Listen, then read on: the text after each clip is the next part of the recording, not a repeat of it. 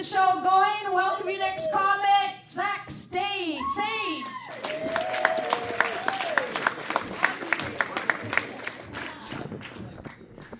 Hello, Zack Sage is on the stage.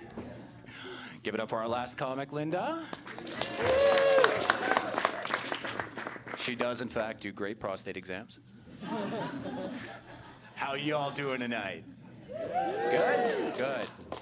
I like the energy in the room. I'm in a great mood. On the way in here, someone told me I look like Jesus. And that's awesome, because I've never been told I look like a black guy before. I love getting compliments.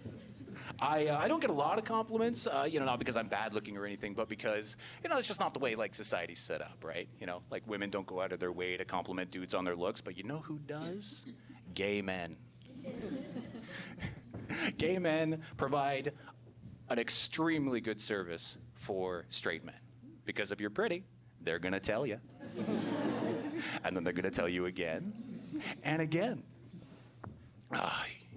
I'm not even gay, but I gotta say, the attention has almost made me give it up sometimes.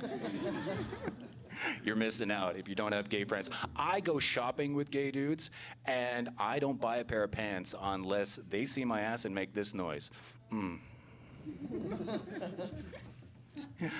It's nice that we live in a progressive city. We live in a progressive country, in fact. We named the Trans-Canada Highway long before anyone was talking about LGBTQ issues.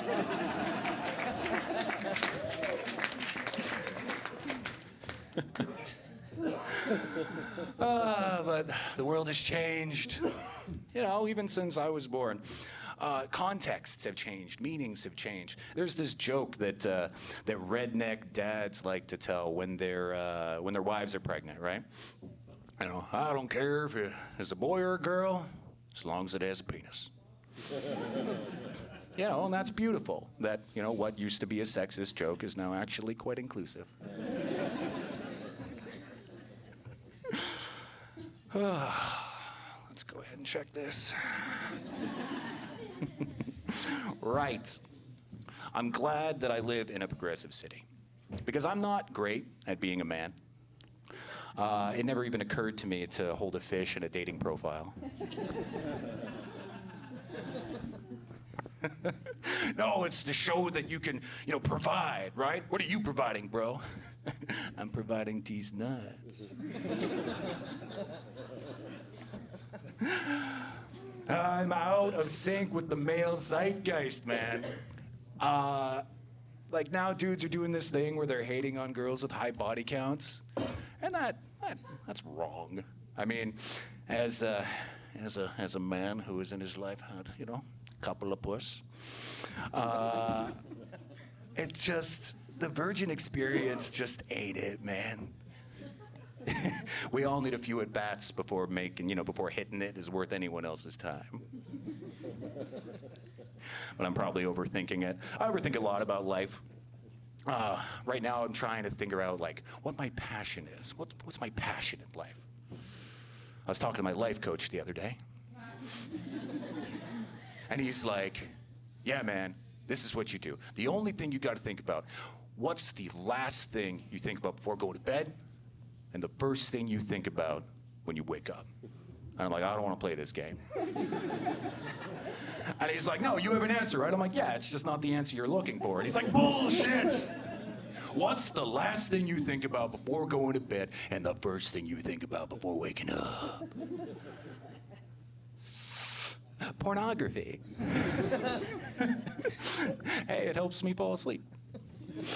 And it helps me get up.